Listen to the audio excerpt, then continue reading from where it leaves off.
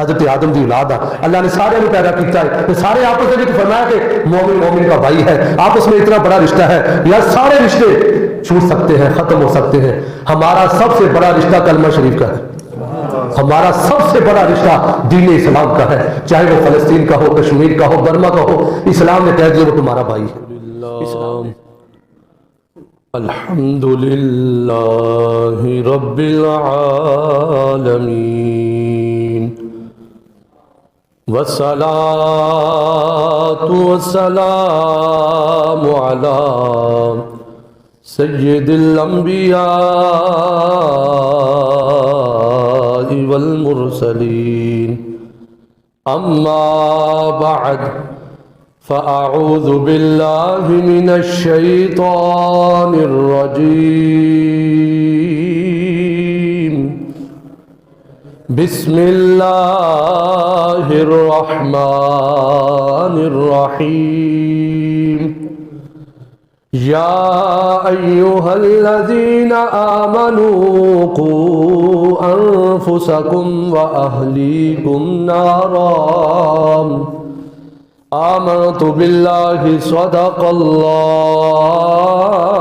العظیم رب اشرح لی صدری ویسر لی امری واحلل عقدۃ من لسانی یفقہوا قولی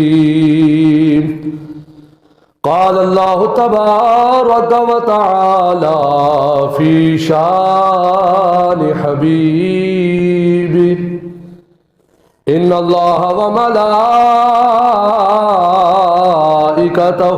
یصلون علی النبی یا ایہا الذین آمنوا صلوا علیہ وسلموا تسلیما۔ جم جم کر کریم نبی کی بارگاہ میں ہدیہ درود و سلام۔ الصلاۃ والسلام علیک یا رسول اللہ، الصلاۃ والسلام علیک یا حبیب اللہ، الصلاۃ والسلام علیک یا سیدی یا خاتم النبیین وعلی آلک واصحابک یا سیدی یا نور اللہ مولایا صلی وسلم دائما ابدا علی حبیبک خیر الخلق کلہم یا ربی بالمصطفیٰ بلغ مقاصدنا واغفر لنا ما مضى یا واسع الکرم بکمالہ کشف الدجا بجمالہ حسنت جمیع خصالہ صلو علیہ وآلہ جس چاہ در پہ بلا لیا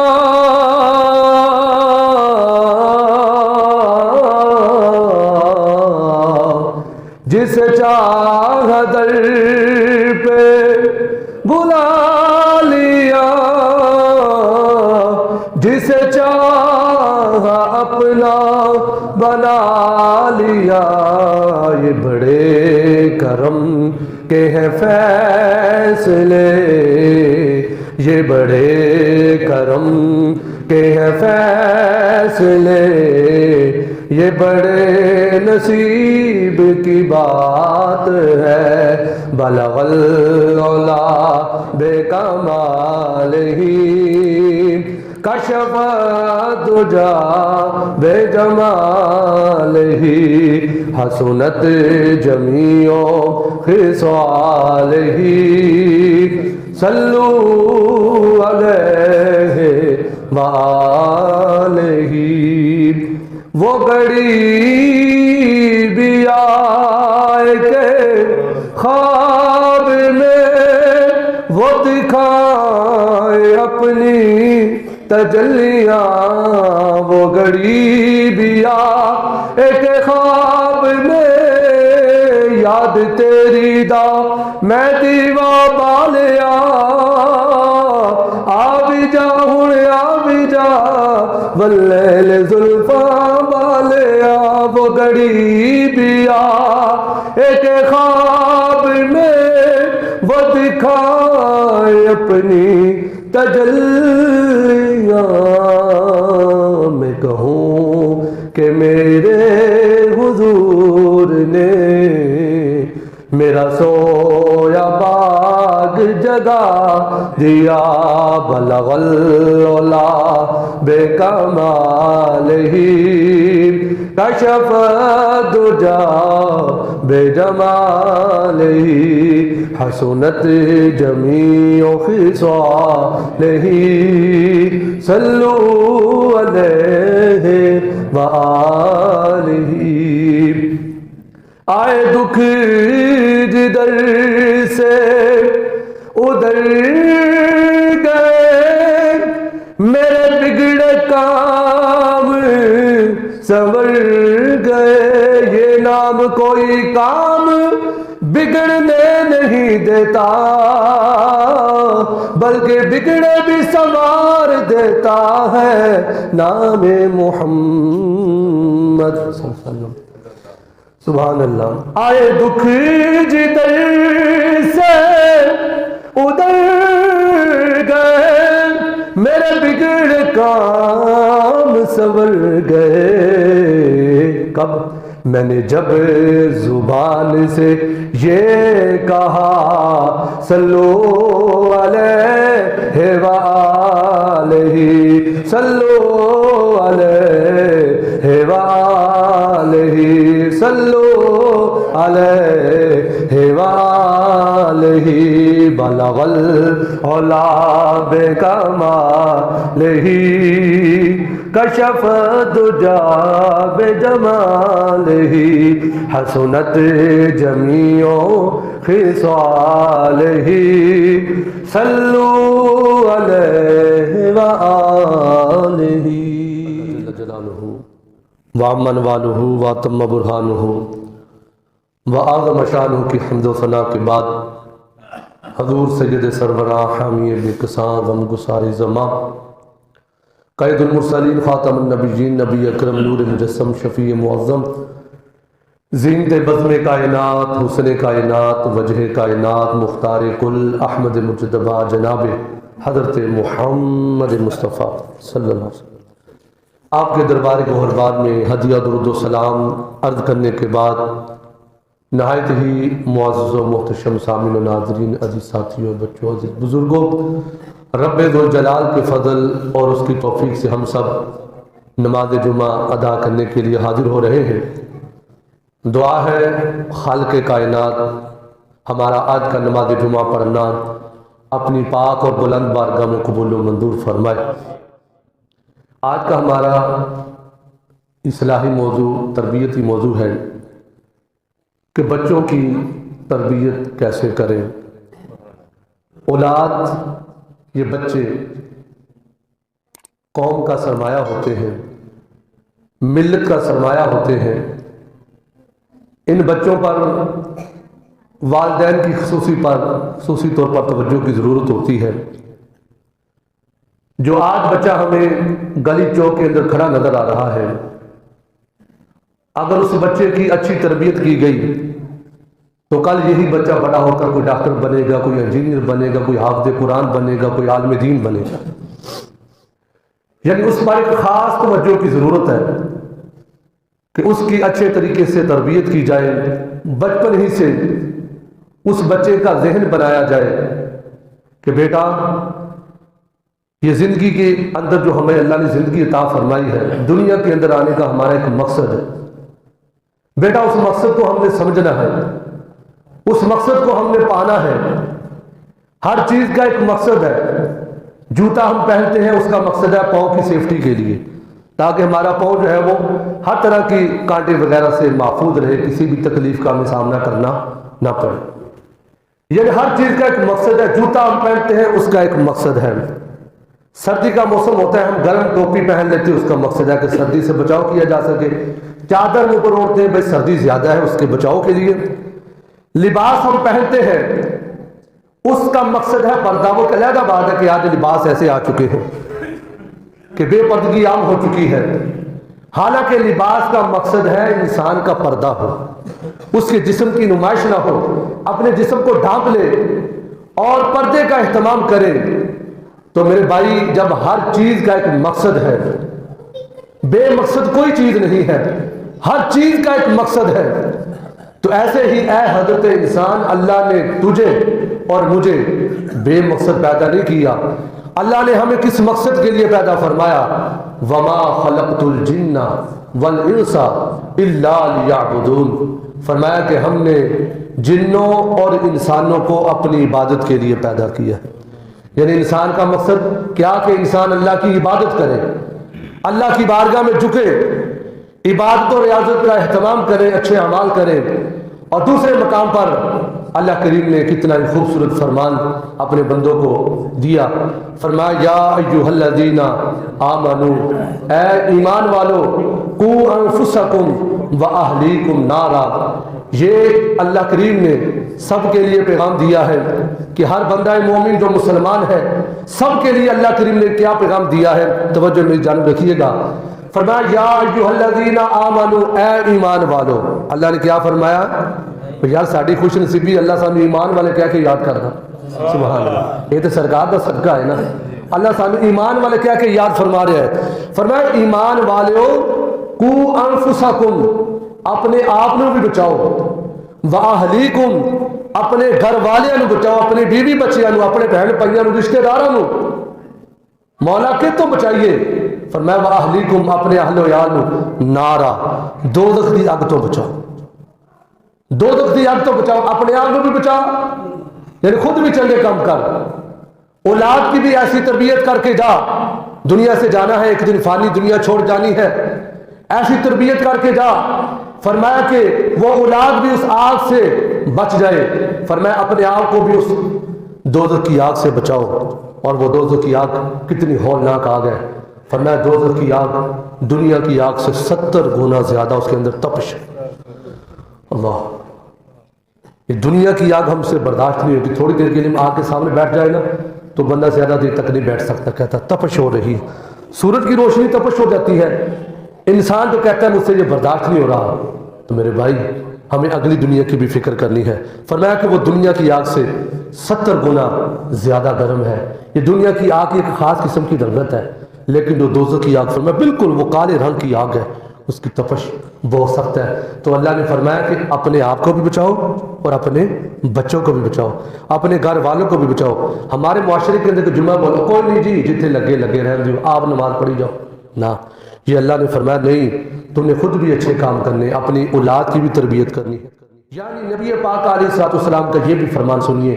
پیارے آقا کریم علیہ الصلوۃ والسلام نے ارشاد فرمایا، جو بچہ بھی پیدا ہوتا ہے وہ فطرت پر پیدا ہوتا ہے، یعنی وہ مسلمان پیدا ہوتا ہے. جو بھی بچہ پیدا ہوتا ہے وہ مسلمان ہی پیدا ہوتا ہے. فرمایا کہ آگے والدین کی ذمہ داری ہوتی ہے. اگر والدین یہودی ہوں گے تو بیٹا بھی یہودی ہوگا، والدین عیسائی ہوں گے تو بیٹا بھی عیسائی ہوگا، اگر والدین مسلمان ہوں گے تو بیٹا بھی مسلمان رہے گا. یعنی اس کی سوکھی تشریح کر لے، اگر والدین نماز پڑھیں گے تو بیٹا بھی نماز، بولیے والدین نماز پڑھیں گے تو بیٹا بھی.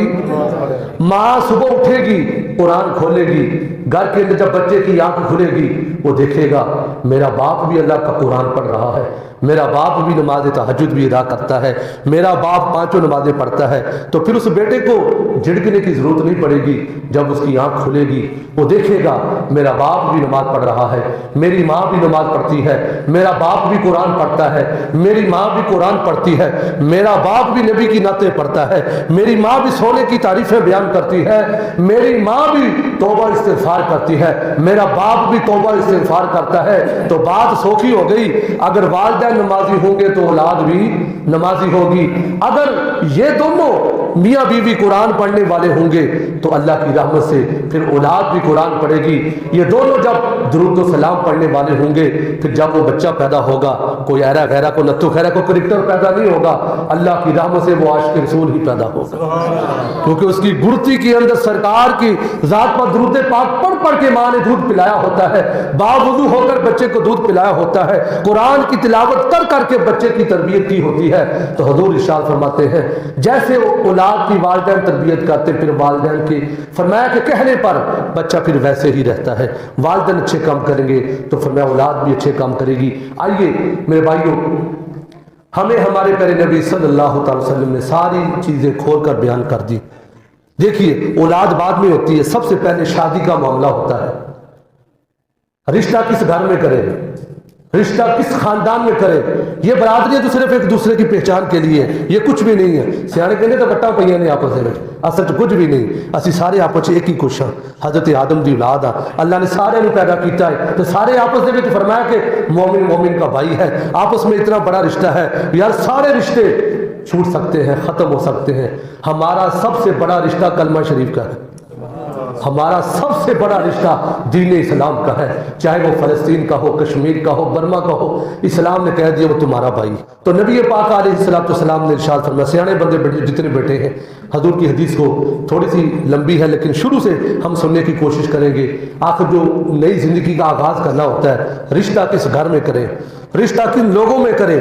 نبی پاک علیہ السلام نے ارشاد فرمایا جب تم شادی کرنے لگو, جب رشتہ پکا کرنے لگو, صرف حسب نہ دیکھو, صرف نسب نہ دیکھو, صرف خاندان نہ دیکھو, صرف مال نہ دیکھو, صرف حسن نہ دیکھو, صرف جمال نہ دیکھو.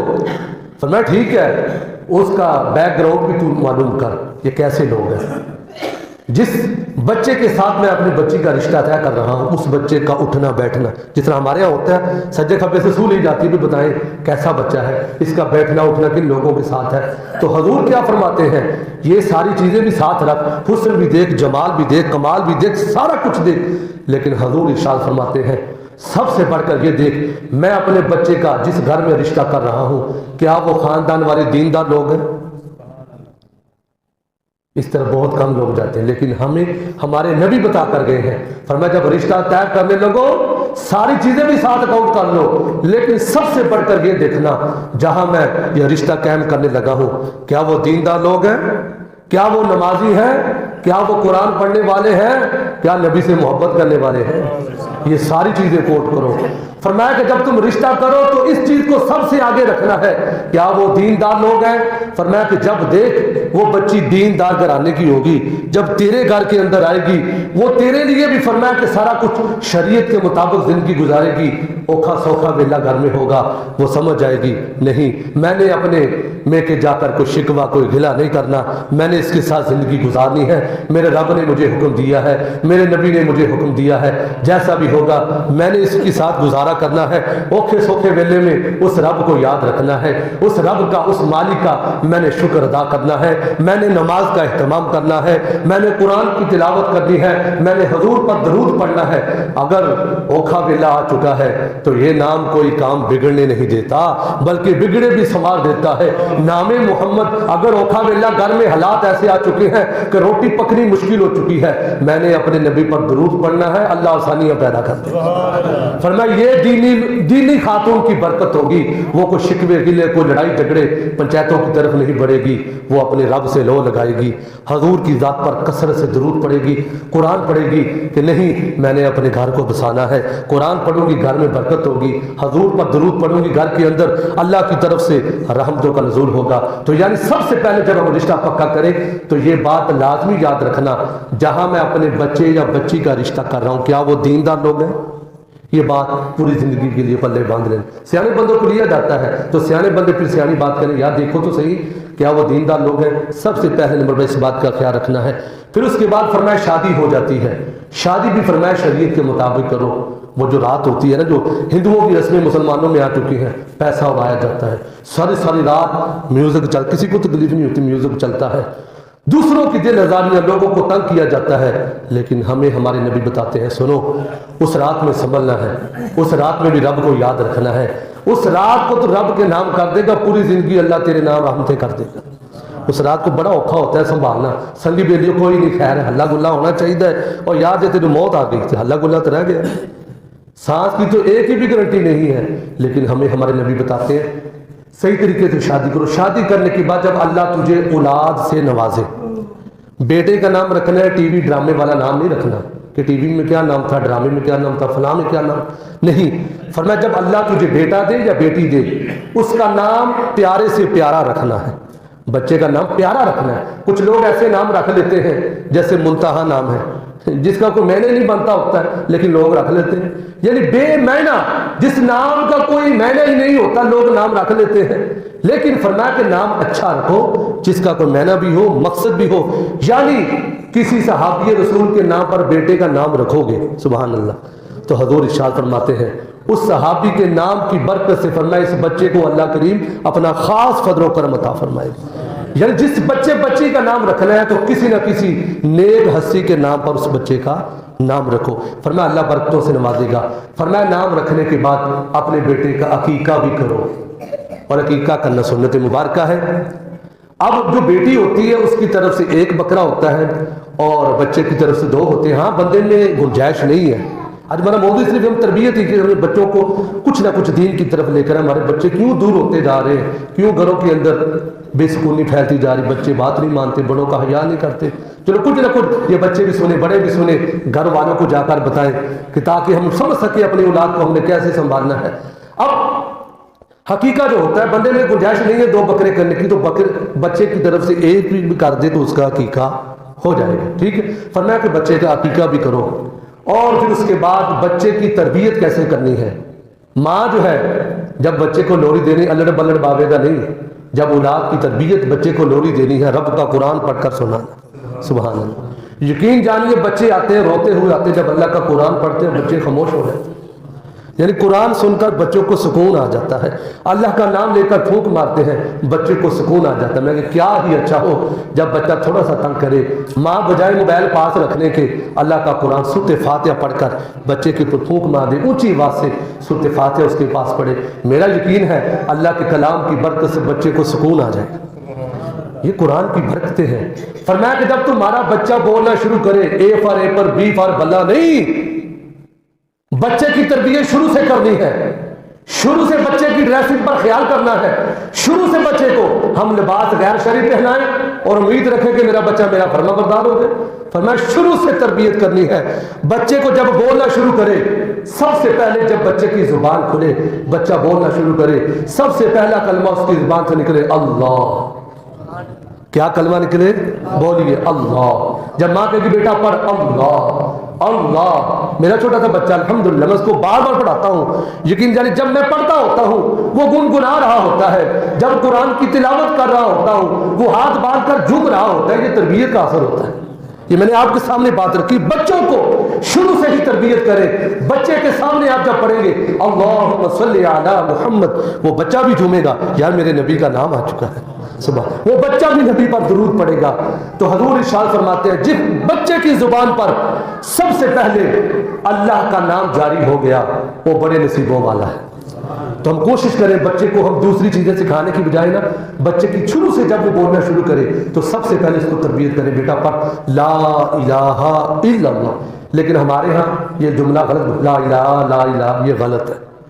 ये अरबी के कलिमात है, कोई हमसे थोड़ी है, अरबी की बातें हैं। तो सही कलमा शुरू से बच्चे को सही पढ़कर सुनाए, ला इलाहा इल्लल्लाह। ठीक है, बच्चे को मुश्किल हो रही है तो आप उसको अल्लाह अल्लाह अल्लाह अल्लाह का विर्द करेंगे तो इंशाल्लाह से बच्चे की जुबान पर भी ये कलिमात चढ़ जाएंगे। ये हमें हमारे नबी ने हुक्म दिया। फरमाया उसकी जुबान पर अल्लाह का नाम जारी हो जाए। फिर फरमाया जब बच्चा 7 साल का हो जाए, कितने साल का? इतने क्यों होता, चल बच्चे तू मसीते जा मैं सोना, तो बच्चा के शरारत, कारी साहब बच्चे शरारत बहुत कर दे। लेकिन हदीस सुनिए, हजूर इरशाद फरमाते जब बच्चा 7 साल का हो जाए तो बाप उसकी उंगली पकड़कर उसे मसीत में लेकर आए। बाप लेकर आए, सिर्फ उस्ताद की जिम्मेदारी नहीं बच्चों को चुप कराना, घर वालों की भी जिम्मेदारी है। फरमाया बाप खुद अपने बच्चे को लेकर आए کہا کہ بیٹا میری انگلی پکڑ چل مسجد میں چلے. کتنے سال کا ہو جائے؟ 7 سال کا. فرمایا کہ باپ خود اپنے بچے کو مسجد کی طرف لے کر آئے. جب وہ 7 سال کا ہو جائے اور باپ خود ساتھ لے کر آئے, اس بچے کو سمجھانا ہے, ساتھ لے کر آنا, گھر سے وضو کروانا ہے, بچے کو مصلی پر کھڑے کرنے کا طریقہ سمجھانا ہے, بچہ ہاتھ ایسے باندھنے ہیں, بیٹا ایسے کھڑا ہونا ہے, بیٹا ایسے رکوع کرنا ہے, ساری چیزیں. جب مثال کے طور میں تسبیح ہاتھ میں پکڑتا ہوں, بچوں نے دیکھا ہوگا چھوٹا بیٹا بھی ہاتھ میں تسبیح پکڑتا ہے. یہ میں ساری چیزیں اس لیے آپ کو بیان کر رہا ہوں کہ ہم ایسے بچوں کو شروع سے عادتیں ڈالیں, یا جو میں پڑھتا ہوں میرا بچہ بھی وہ پڑھے, جو میں کرتا ہوں میرا بچہ بھی وہ کرے. تو بچہ جو دیکھتا ہے وہی کرتا ہے, جو کچھ وہ دیکھتا ہے آنکھوں سے, میرا باپ کیا کر رہا ہے, میری ماں کیا کر رہی, تو باپ ان چیزوں کو فالو کرتا ہے, پھر وہی چیزیں کرتا ہے. فرمایا کہ 7 سال کا بچہ ہو جائے اس کو کہو کہ بیٹا نماز پڑھا کر. اور یہ کتنے سال پریکٹس کروانی ہے؟ پورے 3 سال. 3 سال تک باپ پریکٹس کرے. اتنے ہوتا ہے قاری صاحب اسی تو نہیں پڑھے, سارے بچے کو پڑھا چڑھو, تینوں کی تو کیوں نہیں پڑھ سکے, تو کیوں نہیں پڑھ سکتا, تم ہی پڑھنا نماز. نہیں میرے کو نہیں پڑھی جاتی تو بچے کو پڑھاؤ, اور تو نہیں پڑھتا تو بچہ کتوں پڑھے. انہیں پتا کہ ابا فجر ٹائم ستا پہ ہے تو ماں ستی پہ, پتر کتوں اٹھے, آندے نے بچے دن چڑھیا ہونا جنہوں نے سن اٹھایا نہیں. لیکن حضور کی حدیث سب سے پہلے فرمایا باپ خود بچے کو 7 سال میں حکم دے بیٹا نماز پڑھ. اور جب فرمایا 3 سال تک اس کی پریکٹس کرتا رہے. 3 سال کا بڑا لمبا پیریڈ ہوتا ہے, بچہ تو بہت جلدی سمجھ آتا ہے. 3 سال تک فرمایا اس کی پریکٹس کرنی ہے کہ دین کی طرف آ, بیٹا قرآن پڑھ, بچہ سرکار کی ذات پر درود پڑھ. فرمایا جب 10 سال کا ہو جائے. کتنے سال کا؟ جب 10 سال کا بچہ ہو جائے, اگر ہن بھی نہیں مانتا فرمایا پھر ڈنڈا چکو. اب تو ہمارے اسکولوں میں بات لکھا ہوتا ہے مار نہیں پیار. اس جملے نے بچوں کو بہت نا ہلا شری دے دی. کوئی نہیں, ہمیں کسی نے کون تھا ڈانٹنا, استاد ڈانٹے گا تو میں گھر جا کر بتاؤں گا وہ قاضی صاحب سے لڑیں گے. نہیں, حضور کیا بتاتے ہیں, تمہارے گھر کے اندر ڈنڈا لٹکا ہونا چاہیے, بچے کو ڈر ہونا چاہیے. اگر میں نے کوئی غلط شرارت کی تو یہ ڈنڈا میرے لیے ہے, یہ دین بتا رہا ہے. فرمایا بچے کے دل میں خوف ہونا چاہیے والدین کا. صرف 4 لاکھ میں بچے کو خراب نہ کر لے, وہ بچہ سنتے نہیں کہ نہ ماں کی سنتا نہ باپ کی. فرمایا سختی بھی کرو, پیار بھی کرو, لیکن ساتھ سختی بھی کرو. ٹھیک ہے, ایک ڈاکٹر ہوتا ہے نا, وہ ساری میٹھی دوائیں نہیں دیتا, کبھی کڑوی دوائی بھی دیتا ہے. وہ یہی بات ہوتی ہے اصل میں, صرف پیار سے بچہ جو خراب ہو جاتا ہے. فرمایا جب 10 سال کا ہو جائے, اب وہ نماز نہیں پڑھتا, اس پر سختی کرو.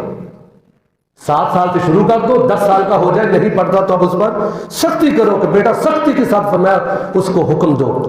اور نبی پاک علیہ الصلوۃ والسلام کے غلاموں, اس کے بعد حضور نے ارشاد فرمایا اپنی اولاد کی اچھی تربیت, تعلیم پر توجہ دو, تعلیم پر توجہ دو. جیسے اسکولوں کی دیواروں کے اوپر لکھا ہوتا ہے طلب العلم فریضۃ علی کل مسلم, لکھا یہ ہوتا ہے کہ ہر مسلمان پر علم حاصل کرنا فرض ہے. ٹھیک ہے, علم کرنا حاصل کرنا چاہیے. یہ اس کی مراد دونوں علم ہے, دنیاوی تعلیم بھی حاصل کرے اور دینی تعلیم بھی حاصل کرے, دونوں. میں اس کے خلاف نہیں, دونوں چیزیں. لیکن ہمارے معاشرے کے اندر بچہ میتھ میں ویک ہے, بیٹا بایو میں ویک ہے, بیٹا کیمسٹری میں ویک ہے. میں نے ساری پڑھی ہوئی اس لیے بتا رہا ہوں. تو ہمارے یہاں کیا ہوتا ہے, بچے کی ٹیوشن رکھوا دی جاتی, بچے کے نمبر کم نہ آ جائے. اور بھائی کبھی یہ بھی تو غور کر, میرا بچہ قرآن صحیح پڑھتا ہے یا نہیں, کیا میرے بچے کو وضو کرنے کا طریقہ آتا ہے یا نہیں, کیا میرے بچے کو غسل کے طریقے کا پتہ ہے یا نہیں, کیا میرا بیٹا 5 نمازیں پڑھتا ہے یا نہیں, کیا میرا بیٹا تجوید کے ساتھ قرآن پڑھتا ہے یا نہیں. یہ ساری چیزیں ہیں, یہ والدین کی ذمہ داری. توجہ دے, سنے بٹھا کر بچے سے قرآن, بیٹا تو مسجد میں پڑھنے جاتا ہے, مجھے قرآن پڑھ کر سنا, میں دیکھوں تو میرا بچہ قرآن کیسے پڑھتا ہے. فرمایا یہ ساری چیزوں پر خاص توجہ کی ضرورت ہے. کیسے؟ اب اس تعلیم کے اندر جو دنیاوی تعلیم پرائیویٹ اسکول میں چلا جائے, غریب بیچارہ سوچتا ہے کہ میرا بچہ یہاں تو تعلیم حاصل ہی نہیں کر سکتا, اس کے گمان میں نہیں ہوتا. کیوں؟ وہاں کیا ہوتا ہے, کبھی کلچر ڈے, کبھی کلر ڈے, کبھی فادر ڈے, کبھی مدر ڈے, کبھی فلاں کبھی فلاں. غریب بیچارہ کہتا ہے میں بچوں کو کیسے پڑھاؤں. لیکن دین اسلام کہتا ہے تعلیم سب کے لیے برابر ہونی چاہیے, ان فضولیات کی کوئی ضرورت نہیں. بچے کی تربیت ہو اسکول کے اندر اچھے طریقے سے. فرمایا یہ ساری چیزیں تعلیم پر خاص توجہ دینی چاہیے. اور نبی پاک علیہ الصلوۃ والسلام کا یہ بھی فرمان سنیے بڑی توجہ کے ساتھ. فرمایا چھوٹے بچوں کو کام پر نہ لگاؤ. یہ کسی اور کی بات ہوتی, کسی سرخی کی اخبار کی خود سرخی ہوتی. ویسے تو حکومت کی طرف سے اعلان ہوتا ہے چھوٹے بچوں کے لیے جرم ہے, ہم یہ کر دیں گے, چودھری صاحب کو پھاڑ لیں, کون پھڑتا. لیکن حضور کی حدیث آ چکی, میرے پیارے نبی صلی اللہ علیہ وسلم نے ارشاد فرمایا بچوں کے ساتھ شفقت کرو. ابھی ان کی عمر نہیں ہے کام کرنے کی, ابھی ان کو موقع دو وہ علم حاصل کریں. فرمایا بچوں کو موقع دو, وہ तालीम हासिल करें, दुनियावी तालीम भी और दीन का इल्म भी सीखे। बड़ी उम्र बाद में पढ़िए, काम कर लेंगे, लेकिन फरमाया उन छोटे बच्चों को काम पर ना लगाओ, अभी वो छोटे हैं, वो फिर फरमाया तुम्हारे काम में चोरी करेंगे क्योंकि छोटे। फरमाया उनको तालीम पर तुम्हें खास तवज्जो देनी होगी। कैसे? जिन्होंने हज उम्रा किया है, असहाब सूफा का चबूतरा आज भी वहां मौजूद है। ये वो यूनिवर्सिटी थी जिसकी बुनियाद हमारे नबी ने रखी थी। ये वो चबूतरा था, यहां सहाबा इकराम की क्लास लगती थी, जहां मेरे नबी पाक अलैहिस्सलाम सहाबा को इल्म पढ़ाया करते थे। मैंने कहा कितने ही वो खुश नसीब तुलबा थे जिनके उस्ताद मोहम्मद अरबी थे, जिसके उस्ताद हमारे नबी थे। और मेरे नबी का वो मदरसा था, चाहे गोरा हो, चाहे काला हो, चाहे अमीर हो, चाहे गरीब हो, मेरे आका सबको पढ़ाते थे। ये है असल जो स्कूल का मकसद, सबके लिए तालीम बराबर होनी चाहिए। ये नहीं कि अमीरों के लिए और गरीब का बच्चा बेचारा वो होटल पर बर्तन मांज रहा होता है, नहीं। फरमाया बच्चों को तालीम का मौका दो। नबी पाक अलैहिस्सलाम के गुलामों, प्यारे आका करीम अलैहिस्सलाम बच्चों के साथ किस कदर मोहब्बत और प्यार करते थे। एक दिन मेरे आका ने मस्जिद में नमाज अदा की। नमाज अदा कर लेने के बाद सहाबी से पूछा, बताओ बच्चे कहाँ हैं इस वक्त सारे? जिस तरह हमारे ग्राउंड ही होता, बच्चे ग्राउंड में जमा होते हैं। सरकार ने फरमाया कि बताओ इस वक्त बच्चे कहाँ खेल रहे हैं? तो साहब ने अर्ज की, आका फलां जगह पर सब छोटे छोटे बच्चे खेल रहे हैं। आपको पता है जो बच्चे होते हैं वो मन के सच्चे होते हैं, वो मिट्टी के अंदर अपने कपड़ों को भी, अपने जिस्म को भी जितनी मिट्टी लगाते हैं उनको पता नहीं होता कि वो बच्चे होते हैं। लेकिन हजूर कितना शफकत का मामला। मेरे नबी पाक अलैहिस्सलाम अपनी जेब में खजूरें डाल ली और वहां जाकर ऐलान किया, बच्चों जो सबसे पहले आकर मेरे सीने लगेगा मैं उसे खजूरें दूंगा। आए हाय, अल्लाह करे ये हम बच्चों को टाइम दे। बच्चे टाइम मांगते हैं उनकी तरबियत के लिए। हजूर ने ऐलान किया, अब बच्चे मट्टी के साथ, मट्टी लगी हुई है, अटकी हुई है, कपड़ों के साथ मट्टी लगी, जिस्म को मट्टी लगी, बालों को मट्टी लगी, लेकिन मेरे नबी कितना प्यार करते हैं। बच्चे ने दौड़ना शुरू कर दिया। बच्चे दौड़ते दौड़ते इतने बच्चे आ गए कि मेरे आका जमीन पर तशरीफ ले आए। अल्लाह, हजूर जमीन पर तशरीफ ले गए। मैंने अदबन जुमला बोला, सरकार जमीन पर तशरीफ ले गए। फरमाया या थानू मैं ये नहीं सी आख्या, थानू तो आख्या सी सीने लगो। ये सरकार बच्चों की तरबियत करनी है ना, कितनी मोहब्बत सरकार अपने सीने से लगा रहे। ये नहीं देखा कि कोई काला बच्चा है, कोई गरीब का बच्चा है, कोई अमीर का बच्चा है, यही तो दीन है। सरकार ने सबको सीने से लगाया और मोहब्बत का इजहार किया। और सरकार ने फिर बच्चों को इनाम भी अता फरमाया, खजूरें भी अता फरमाई। और हजूर कितना बच्चों की तरबियत पर हमें बार बार समझाते हैं। हजरत अनस बिन मालिक फरमाते हैं, मेरे एक भाई थे छोटे से, छोटे छोटे बच्चे, वो परिंदों से बड़ा प्यार करते हैं। कहते मेरे भाई ने छोटी सी चिड़िया रखी हुई थी, वो चिड़िया मर गई और मेरे नबी पाक अलैहिस्सलाम तशरीफ लेकर आए। आकर कहा कि बेटा तुम्हारी चिड़िया का क्या बना? आपको पता है बच्चे थे वो बार बार चीजें करते हैं, वैसे वो सारी चीजें, उसने मुंह फुलाकर ऐसे बैठ जाना, अर्ज करना आका वो चिड़िया तो मेरी फौत होगी। अब हजूर का अंदाज देखिए। हजरत अनस बिन मालिक फरमाते हैं सरकार की मोहब्बत देखिए बच्चों से। सरकार मेरे भाई की तरफ देख रहे हैं, मैं सरकार की तरफ देख रहा हूँ। सरकार मेरे भाई की अदाएं देख रहे हैं और मैं मुस्तफा की अदाएं देख रहा हूँ। हजरत अबू बकर सिद्दीक फरमाते हैं, लोगों ये थे सरकार बच्चों से किस कदर प्यार और मोहब्बत करते थे। और एक दिन नबी पाक अलैहिस्सलाम हर बच्चे को कितना सरकार मोहब्बत का इजहार करते थे। एक गोद के अंदर एक तरफ इमाम हसन को बिठाया हुआ है और दूसरी साइड पे नबी पाक अलैहिस्सलाम के गुलाम थे। गुलाम के बेटे उसामा बिन जैद, हजरत जैद के बेटे हजरत उसामा, उनको सरकार ने अपनी गोद में बिठाया हुआ है। यानी एक तरफ शहजादा है, दूसरी तरफ गुलाम ज़ादा है। और सरकार ने दोनों को बराबर बिठाकर ये दस दिया, लोगों ये है हमारा दीन इस्लाम जो सबको बराबरी के हुक्म देता है। फिर हजरत अकरा बिन हाबिस फरमाते हैं, एक दिन मैं सरकार की बारगाह में गया, सरकार बच्चों से इतना प्यार कर रहे हैं, इतना प्यार कर रहे हैं, बच्चों के साथ खेल रहे हैं। तो मैंने अर्ज की, आका मेरे 10 बच्चे हैं, मैं तो किसी बच्चे के साथ इतना प्यार नहीं करता, आका आप बच्चों के साथ इतना प्यार करते हैं। हजरत अकरा कहते हैं, लोगों हजूर ने जो जुमला बोला ना, उस जुमले ने मुझे तड़पा के रख दिया। आज जो कहते हैं मुझे बच्चों की प्यार नहीं, बड़ी सख्ती करते बच्चे देना, और सख्ती भी लेकिन प्यार भी होना चाहिए।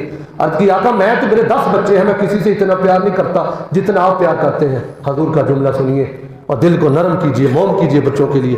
फरमाया अगर अल्लाह ने तेरे दिल जो रहम कट छड़िया तो मैं की करूं? फरमाया तेरे दिल में रहम है ही नहीं, बच्चों की मोहब्बत है ही नहीं, तो फिर मैं क्या करूं? हजरत सैयदना फारूक आज़म, आखिरी बात सुनिए, हजरत सैयदना फारूक आज़म रज़ियल्लाहु तआला अन्हु ने आपने क्या किया?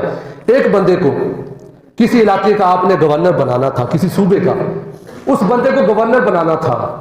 और ये देखिए दीन इस्लाम की पावर देखिए, जिस बंदे को कोई ओहदा दिया जाता उसको समझाया जाता था बंदे का पुत बन के रही, तेन सीट लभी है, तेन कुर्सी लभी है, तो माड़िया की गल सुनी, किसी ने ना इंसाफी ने कभी सुनी है? कैसे सैयदना फारूक आजम उसके घर में वो दस्तावेजात लेकर गए, वो लेटर लिख कर देने के लिए, मैं लिख कर दे दूंगा कि फलां इलाके का आपको गवर्नर बनाया जाता है। तवज्जो के साथ सुनिएगा, बात खत्म होने वाली है लेकिन बात बड़ी है। सैयदना फारूक आजम लिख कर देने के लिए उसके घर में गए हैं कि तुझे फलां इलाके का गवर्नर बनाया जाता है। आज फारूक आजम उसके घर में तशरीफ लेकर गए, एक बच्चा आता है, उसके कपड़ों को मिट्टी लगी हुई है, जिस्म पर मिट्टी लगी हुई है, बाल बिखरे हुए हैं, चेहरे पर मिट्टी लगी हुई है।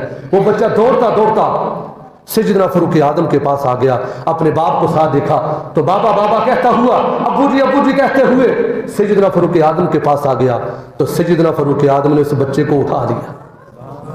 अल्लाह करे बात को समझ जाए। मैंने पहले कहा बच्चे के कपड़ों को मिट्टी लगी है, जिस्म के साथ मिट्टी लगी, बाल बिखरे, चेहरे पर मिट्टी लगी हुई है, लेकिन सैयदना फारूक आजम ने ये नहीं कि मैं वक्त का अमीर हूँ, वक्त का खलीफा हूँ। आपने बच्चे को गोद में उठा लिया।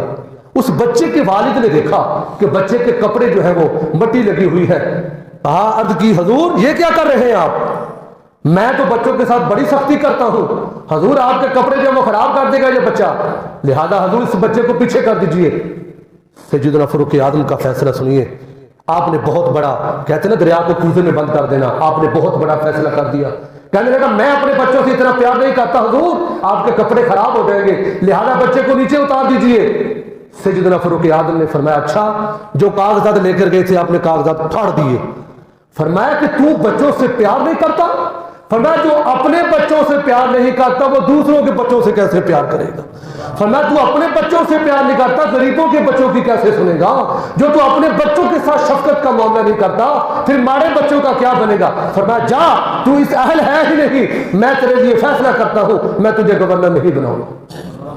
अल्लाह करे बात को समझे। ये है असल बात कि हम बच्चों की तरबियत करें, 7 साल के हो जाए बच्चे को नमाज का हुक्म दे, प्यार से समझाए बच्चे नमाज पढ़, 10 साल का हो जाए सख्ती करें कुरान पाक के लिए भी, नमाज के लिए भी।